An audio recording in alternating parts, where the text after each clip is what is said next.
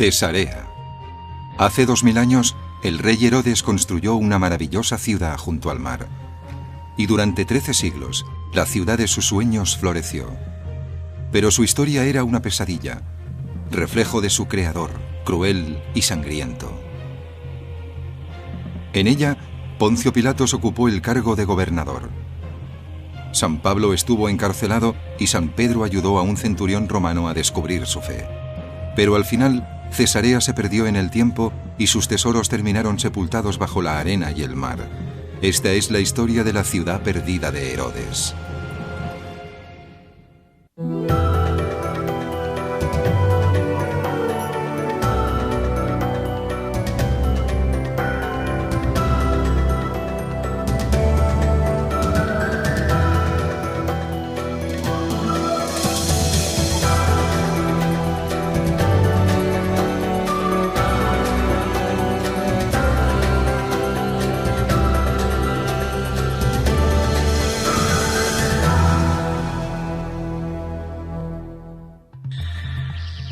La ciudad perdida de Herodes.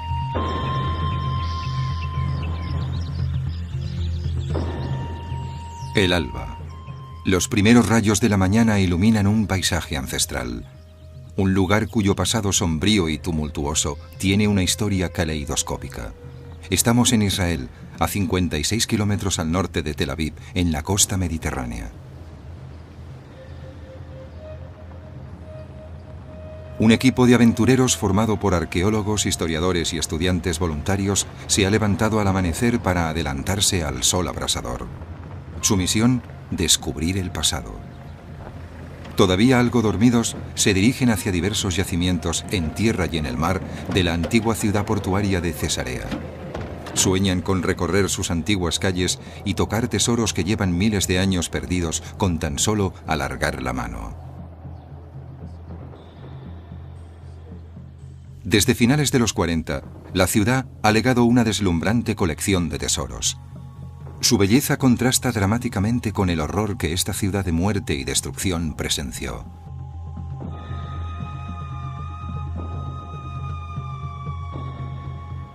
Pero incluso después de 5 décadas de excavaciones, sigue habiendo un inmenso tesoro de conocimientos y objetos que espera ser descubierto. Cada elemento, cada fragmento, permite echar un vistazo fascinante a la historia. A lo largo de 1300 años, Cesarea vivió muchos cambios. Pasó del paganismo romano y el judaísmo al cristianismo bizantino. Llegaron después los conquistadores musulmanes. Estos, a su vez, fueron derrotados por los cruzados invasores. Y finalmente, Cesarea volvió a manos de los musulmanes, que estimaron conveniente destruirla. Y durante 600 años permaneció desierta, cubierta de arena, perdida en el tiempo. Aunque han sido muchos los que han trabajado para descubrir el pasado de Cesarea, hoy el trabajo arqueológico lo realizan 2 expediciones conjuntas, dirigidas por 2 profesionales dedicados y apasionados, Avner Rabban de la Universidad de Haifa y el Dr. Kenneth Holum de la Universidad de Maryland. Holum se concentra actualmente en un yacimiento donde hace unos años se descubrieron los cimientos del gran templo del rey Herodes el Grande a la diosa Roma y a Augusto. Aunque hace mucho que el templo en sí desapareció, tiempo atrás se había erigido sobre el puerto de Cesarea como un majestuoso símbolo de la lealtad y la gratitud de Herodes hacia Roma.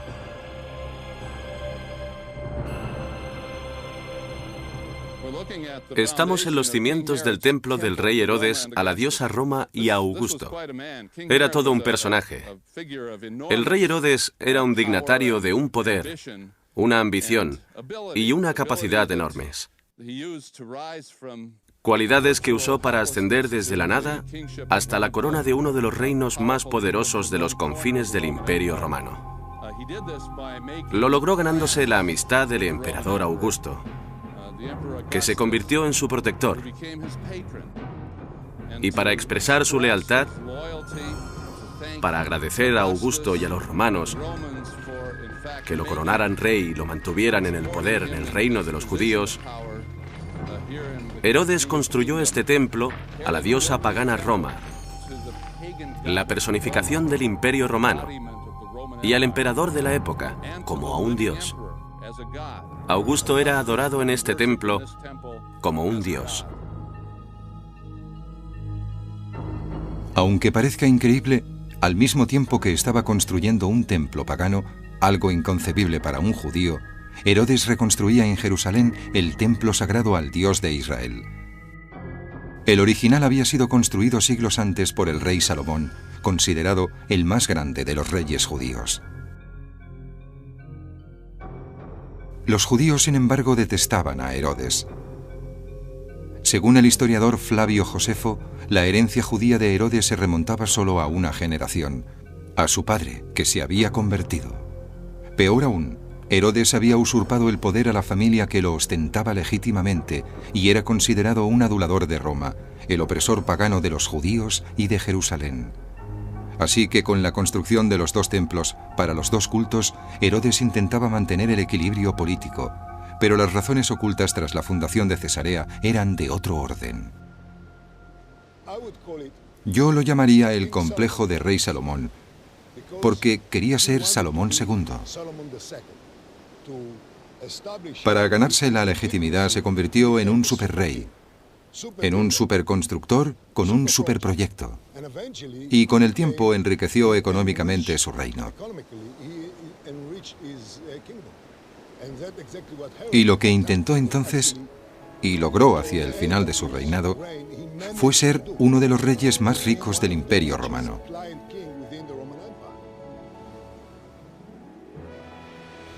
El año 22 a.C., con el respaldo financiero de Roma, Herodes empezó a trabajar en Cesarea. La ciudad se construyó junto con un puerto artificial llamado Sebastos, cuya mayor parte se ha erosionado con el tiempo. Este es el puerto actual, que solo es una pequeña parte del original. La mayor parte, la dársena externa del puerto, está ahora hundida debido a una ruptura lineal. Tanto la ciudad como el puerto se construyeron donde se levantaba la torre de Estratón, una villa helénica en decadencia que albergaba nada más y nada menos que un culto a la prostitución.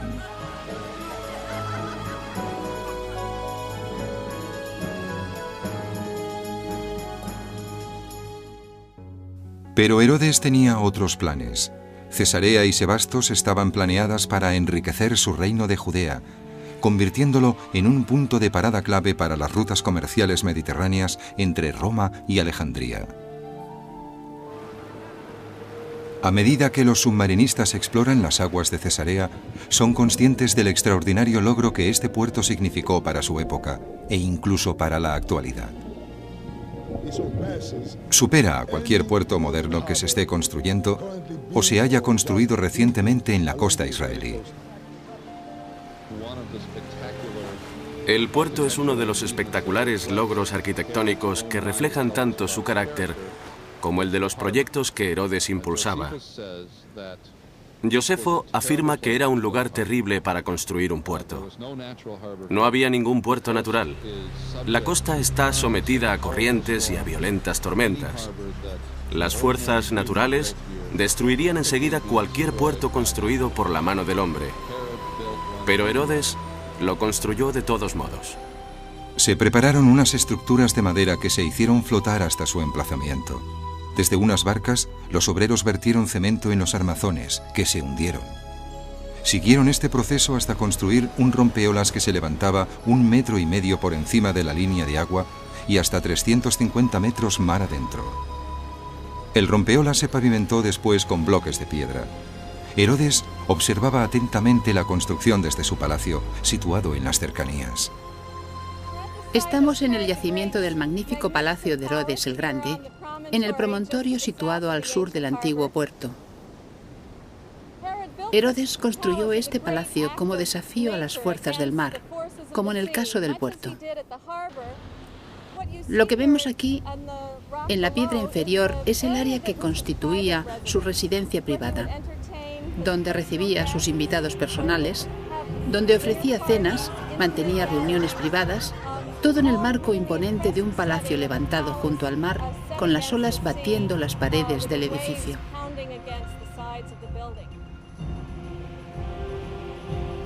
Todavía podemos ver las ruinas de la piscina central excavada en la roca e imaginar a Herodes retozando en ella con alguna de sus 10 esposas.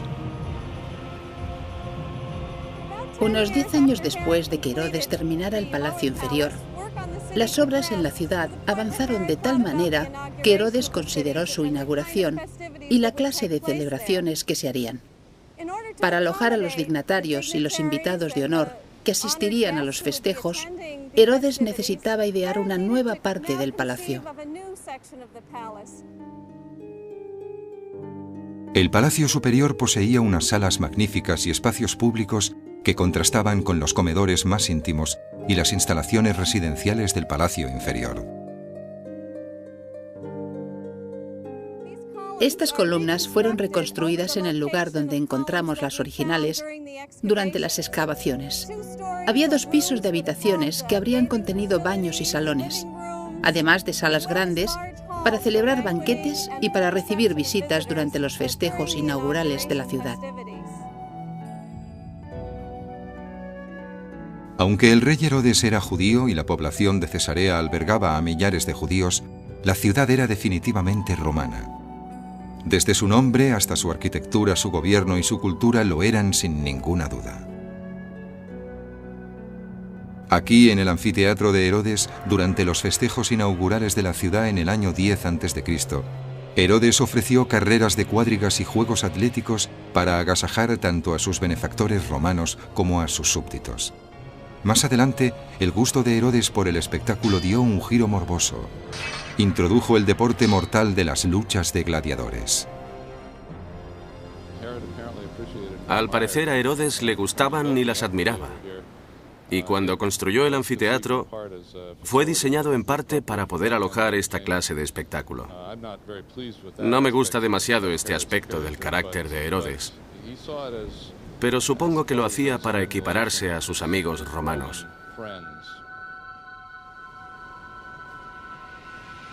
La vida pública de Herodes era un reflejo de su vida privada igualmente cruenta. Mariamne era la favorita de sus 10 esposas. La amaba tanto que construyó una torre en su honor en Jerusalén. Pero cuando sospechó que le era infiel, la mandó ejecutar. También ordenó ajusticiar a 3 de sus hijos porque creía que estaban conspirando para destronarlo. Supuestamente, el propio Augusto dijo una vez de su protegido judío: «Es mejor ser un cerdo de Herodes que uno de sus hijos». Herodes era un hombre profundamente paranoico. Esto también se puede apreciar en su arquitectura. Era un hombre que creía tener la vida pendiente de un hilo.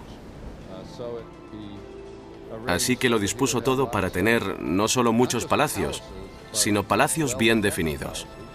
En especial Masada, que Herodes construyó a modo de refugio. Herodes no tuvo que retirarse nunca temeroso a Masada, pero con el tiempo este palacio sería el último refugio de sus súbditos judíos que se enfrentaron al dominio romano décadas después de su muerte. Su famosa revuelta del año 66 empezaría en Cesarea.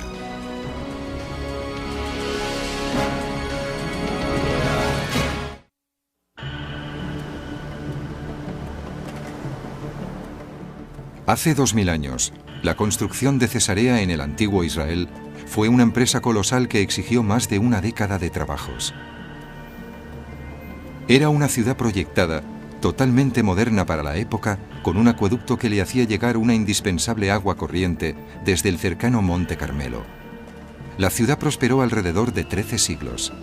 En la actualidad se conserva gran parte del acueducto como un enorme tesoro de la arquitectura que ha sobrevivido a los estragos del tiempo. Los acueductos romanos son uno de sus monumentos más asombrosos. Transportaban el agua desde manantiales situados a larga distancia, mediante túneles abiertos en la roca, en montañas, y con puentes en lugares bajos, como el que vemos aquí detrás.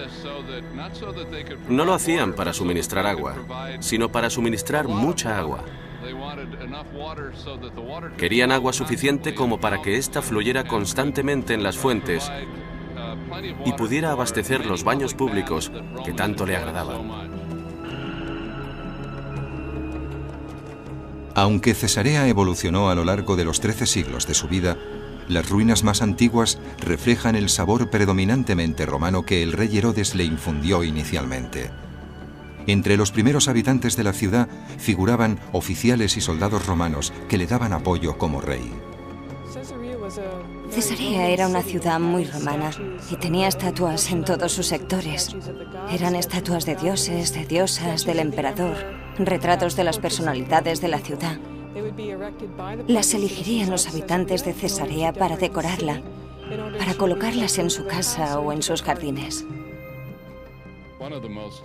Uno de los descubrimientos más apasionantes de la estatutaria de Cesarea se produjo a principios de los 70, cuando los trabajadores de un yacimiento de la parte oriental de la ciudad descubrieron una estatua de mármol.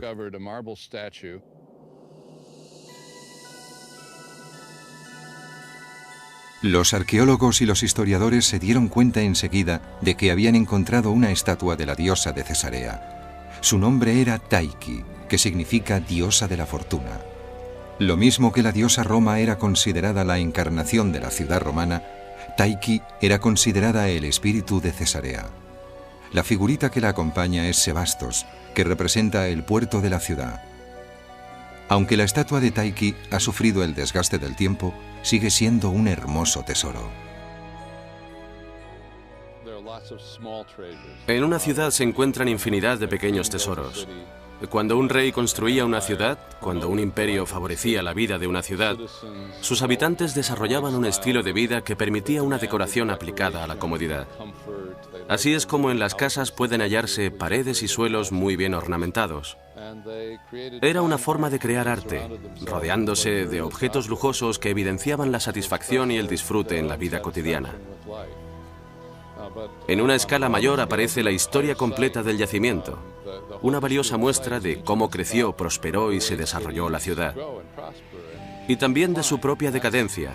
Esto último es una consecuencia muy sutil de nuestro trabajo, pero resulta igual de importante para nosotros. Mientras Cesarea florecía gracias al comercio, su ciudadano más próspero, el rey Herodes, aumentaba aún más su riqueza. Pero llegó a sus últimos días enfermo y medio loco. Lo perseguían los familiares y compatriotas que había ejecutado. Aún así, la inclinación de Herodes por el mal no disminuyó. Entre sus últimos actos de brutalidad figura la llamada matanza de los santos inocentes. Según el Nuevo Testamento, Herodes temía al niño que se convertiría en rey de reyes. Después de que los reyes magos profetizaran el nacimiento de Jesús, Herodes ordenó asesinar a todos los varones recién nacidos de Judea. Millares de ellos perdieron la vida.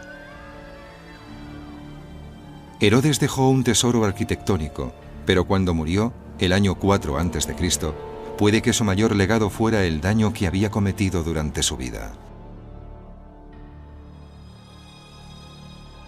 Tras la muerte de Herodes, otras personalidades pasaron tiempo en Cesarea, en su palacio.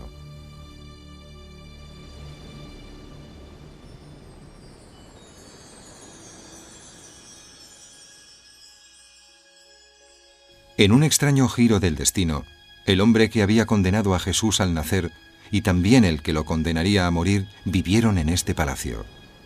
El año 44, el gobernador de Cesarea, que vivía en la antigua residencia de Herodes, no era otro que Poncio Pilatos.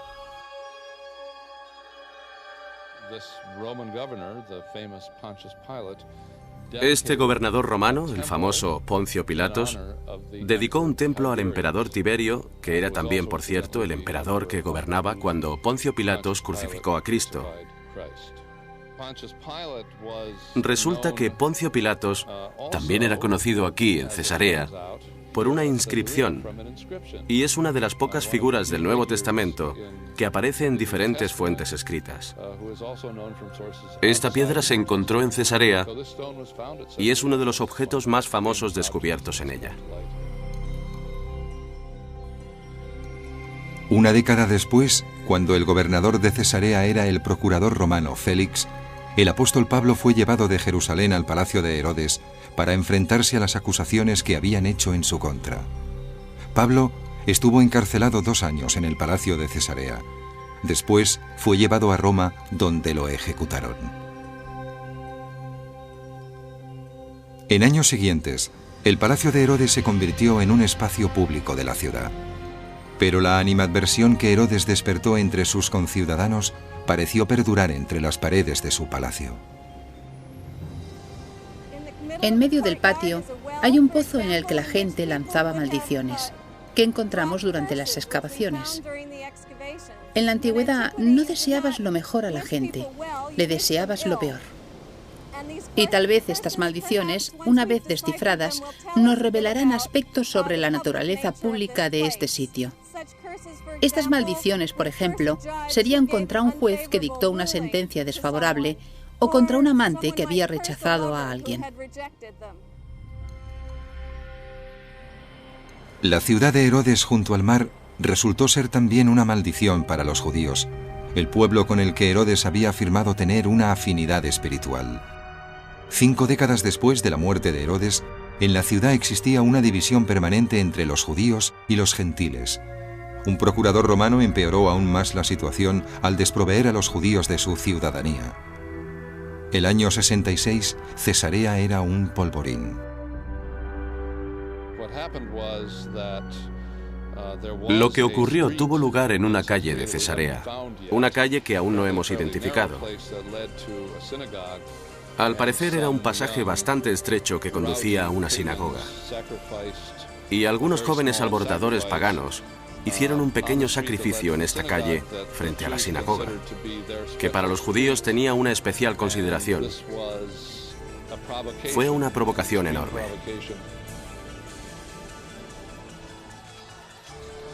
Estalló una batalla terrible. En una hora, los gentiles de la ciudad, con la ayuda de la guarnición romana, mataron a 20.000 judíos, toda la población judía de Cesarea. Por la ciudad, por la que fluía tanta agua, corría ahora sangre. 2.500 personas que intentaron huir murieron después en el anfiteatro de Herodes, donde fueron devoradas por animales salvajes o bien obligadas a participar en luchas de gladiadores. La población gentil de Cesarea aplaudió la carnicería. Según Josefo, esta fue la chispa que encendió la rebelión de los judíos del año 66.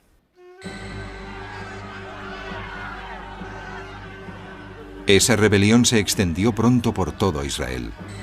El año 70 de nuestra era, tras 4 años de guerra, los romanos destruyeron el templo sagrado que Herodes había reconstruido para los judíos en Jerusalén. Hoy en día, el muro exterior de contención del lado oeste del templo sigue siendo un lugar santo, un vestigio valiosísimo para los judíos de todo el mundo.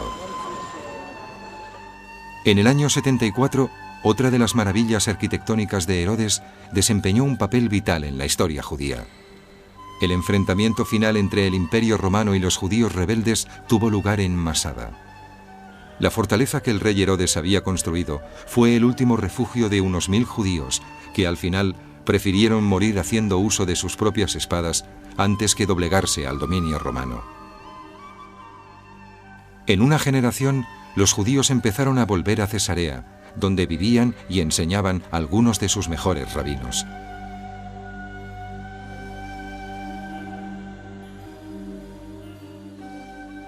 Queda muy poco de la que fue en su día una importante cultura judía en Cesarea.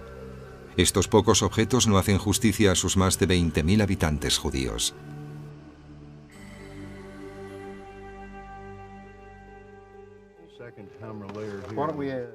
Los arqueólogos han obtenido resultados mucho mejores en la búsqueda de huellas que ilustren la transición de Cesarea del paganismo romano al cristianismo. 5 siglos después de la destrucción del templo pagano que el rey Herodes dedicó a la diosa Roma, sobre sus cimientos se construyó una iglesia cristiana.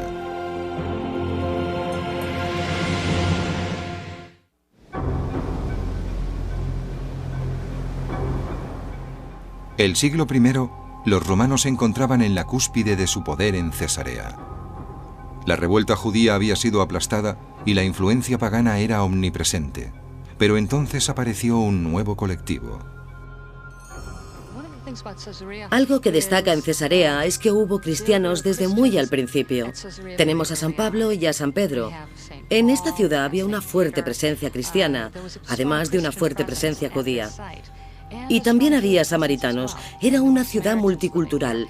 Muchas de las demás ciudades del Imperio Romano eran completamente paganas, pero en Cesarea coexistían muchos y muy diversos cultos religiosos.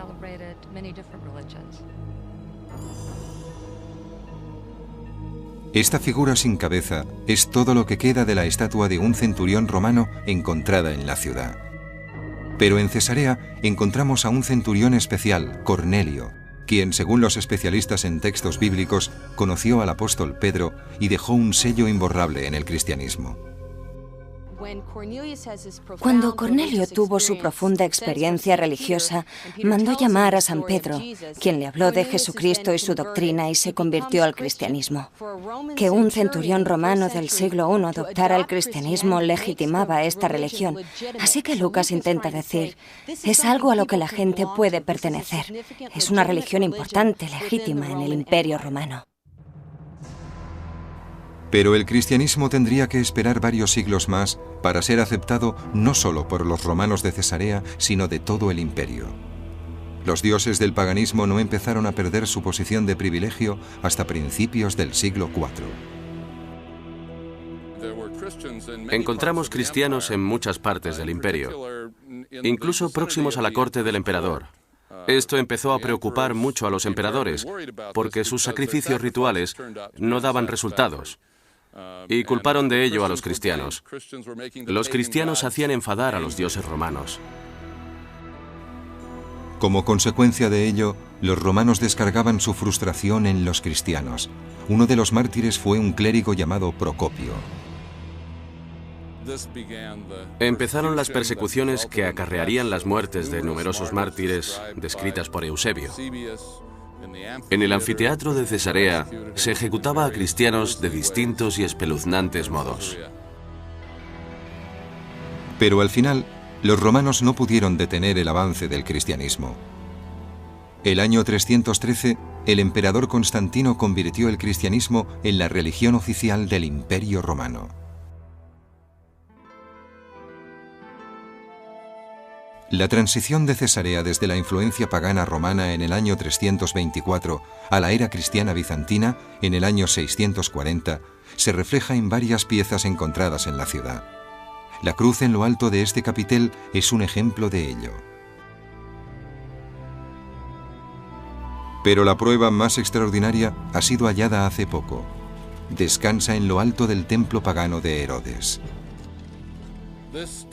Este templo estuvo en pie del siglo I al siglo III, y a principios del siglo IV, Cesarea se convirtió al cristianismo. Y es probable que entonces el templo fuese abandonado. Y hacia el año 500, en los mismos cimientos del viejo templo, los cristianos de Cesarea construyeron la iglesia octogonal de San Procopio.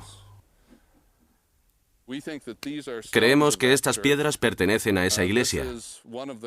Esta es una de las columnas de la columnata interior que sostenía una gran cúpula que se elevaba sobre el puerto y que era una referencia, no solo de Cesarea, sino del paisaje que la rodeaba. Esta iglesia es uno de los principales objetivos de nuestra excavación. Nos encantaría encontrar pruebas concretas que demostraran que estamos realmente ante la iglesia de San Procopio. Cuando el Dr. Holum y sus compañeros arqueólogos trabajan en un yacimiento en Cesarea, tienen una idea general de lo que van a encontrar. Pero bastante a menudo, y con gran alegría por su parte, hay sorpresas. Esto es una muela con la que los antiguos habitantes de Cesarea molían grano para obtener arena. Puede que no sea muy relevante, pero un ciudadano usó esta muela para esconder su fortuna. En el siglo IV, hacia finales del siglo IV, alguien tomó el hueco de una muela y preparó un vasito de yeso muy maleable y lo situó en su interior.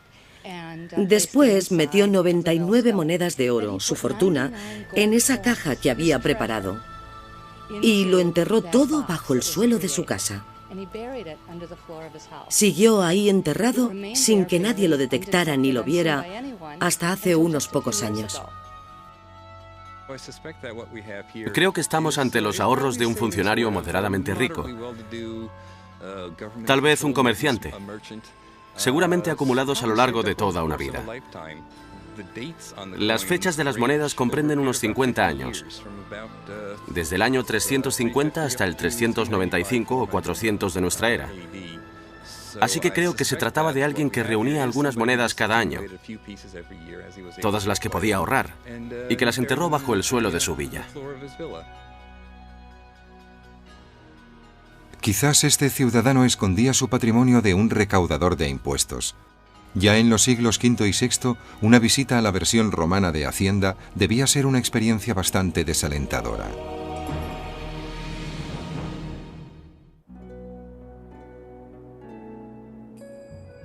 A juzgar por algunos de los tesoros que se conservan, Cesarea, en su período bizantino entre los siglos V y VI, fue bastante próspera.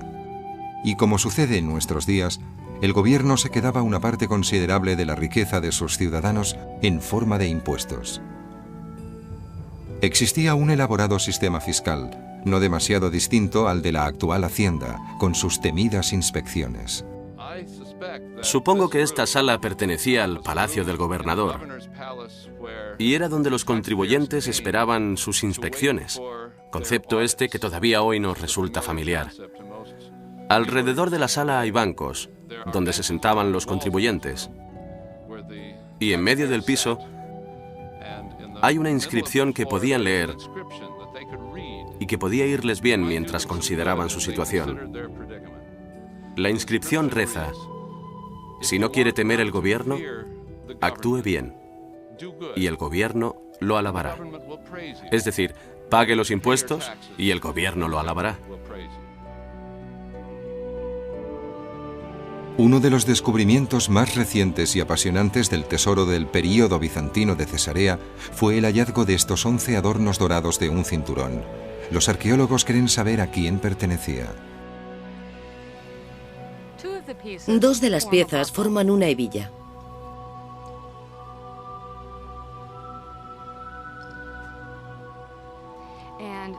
Y la hebilla es interesante porque en ella vemos un monograma en el hebijón. El monograma tiene forma de cruz, así que sabemos que este cinturón fue hecho para un cristiano. Y las letras deletrean su nombre. Se llamaba Estéfanos. Sabemos de la existencia de dos Estéfanos muy importantes en la Cesarea de la época, y ambos fueron gobernadores. Es posible que este cinturón fuera de uno de esos dos hombres. A pesar de la brutalidad del anterior régimen romano pagano de Cesarea, los cristianos del período bizantino estaban orgullosos del legado romano de la ciudad. Esta estatua del emperador Adriano pertenece al siglo II, pero 4 o 5 siglos después se le concedió un sitio de honor aquí, en la explanada bizantina. Para ellos era todo un hallazgo, y lo convirtieron en una pieza de museo en su propia ciudad, lo que nos demuestra que consideraban que su pasado romano era muy importante, tanto que querían incorporarlo en la estructura de su propia ciudad. Si bien la transición de Cesarea de la era romana al período cristiano bizantino había sido gradual, la irrupción de la era musulmana mediante la fuerza y la violencia supuso un cambio radical. Los musulmanes conquistaron Cesarea en el año 640. Y ahí observamos un cambio más brusco.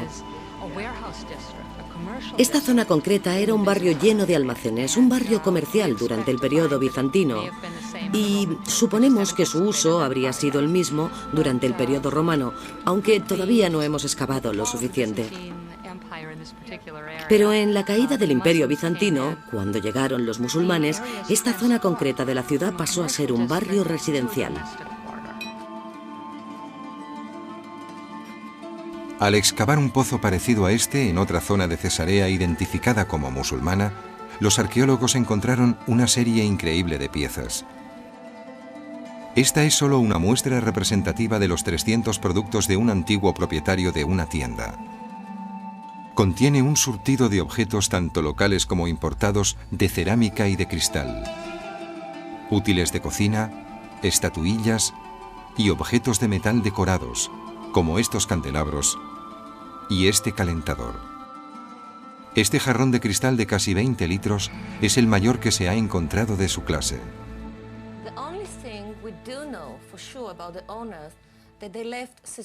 Lo que sabemos con certeza sobre sus propietarios es que se marcharon de Cesarea, probablemente debido a la inseguridad que se vivía en este periodo en todo el país. Y también sabemos que no regresaron nunca más. Tuvimos suerte de ser los primeros en abrir la cámara y encontrarlo todo tal como lo dejaron hace casi 1000 años. Ningún tesoro arqueológico de Cesarea evoca la cultura y el arte musulmanes mejor que esta colección de joyas. Las piezas datan aproximadamente del año 1090 y debieron pertenecer a la esposa favorita o a la concubina de uno de los comerciantes o terratenientes acaudalados de la ciudad. Encontramos toda clase de reflejos de una vida espléndida, cómoda, y valoramos y disfrutamos estas cosas, porque muchas de ellas son objetos hermosos. La inscripción en este amuleto procede del Corán, el libro sagrado del Islam. Protegía a su propietaria y reza: di, Él es Alá, el único, Alá, el misericordioso. Pero es evidente que algún inminente peligro llevó a la propietaria a ocultar sus joyas en este jarrón y a huir. Es probable que fuera el miedo a la invasión de los ejércitos cruzados de Europa, que sitiaron la ciudad en el año 1101, aniquilaron a sus habitantes e iniciaron una última y violenta etapa en la historia de la ciudad soñada de Herodes. Fue un periodo más bien sangriento, y no solo al principio. Tras 2 o 3 generaciones, los cruzados perdieron la iniciativa militar, a finales del siglo XII, y a partir de entonces, Cesarea fue pasando de manos de los cruzados a la de los musulmanes, y viceversa. Y finalmente, en 1252, Luis IX, en la Sexta Cruzada, ayudó a refortificar Cesarea con sus propias manos. La impresionante escarpa y contraescarpa, el glacis que constituye ahora una parte tan impresionante de estas fortificaciones, data de ese periodo.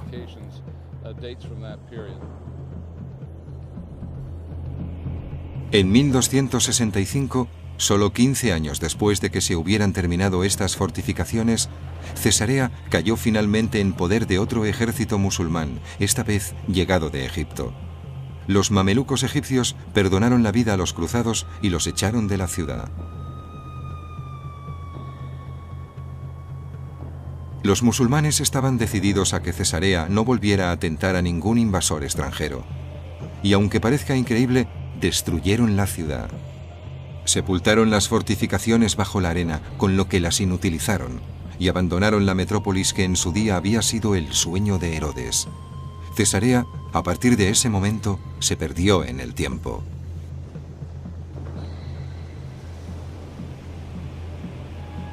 Pero en el siglo XX, Cesarea viviría un renacimiento maravilloso que habría iluminado con una sonrisa el mismísimo rostro sombrío del rey Herodes.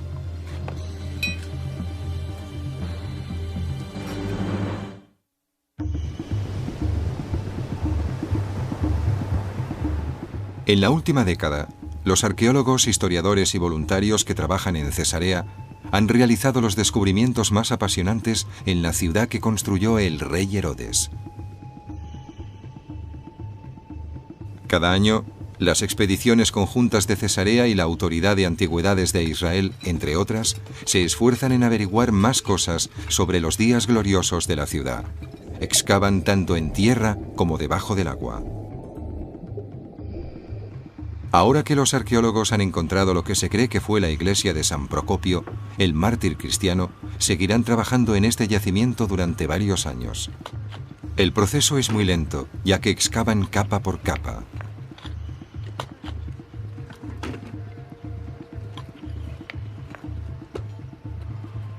En medio de la canícula y del trabajo duro, la camaradería contribuye a que todo se lleve mejor.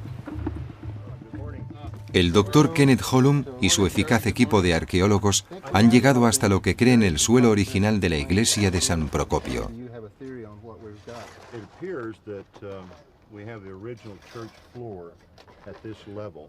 Incluso creen que pueden sacar a la luz algo que aportaría nuevos datos sobre Cesarea, la tumba del mismo obispo, el sepulcro de San Procopio.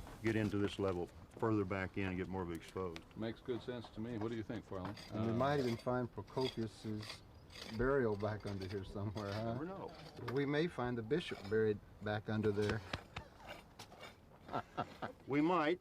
If we do, you'll be the first to know. Okay, thank you. Nuestros conocimientos sobre el pasado de Cesarea han aumentado considerablemente en la última década gracias al trabajo de los arqueólogos. Es una muestra de su perseverancia, su paciencia y sobre todo su pasión por la ciudad perdida de Cesarea. A muchos estudiantes, el desafío intelectual de desentrañar lo que ocurrió en el pasado, a partir de restos arqueológicos, les resulta una experiencia intelectual estimulante. Pero a veces la experiencia es simplemente apasionante para los estudiantes voluntarios, como cuando se descubre un tesoro. Fue realmente fantástico encontrar estas piezas de oro. Vienes aquí esperando encontrar fragmentos de cerámica, quizás alguna moneda, pero nada así. Salieron de la tierra con el mismo aspecto que tienen ahora en la mesa. Son unas piezas preciosas.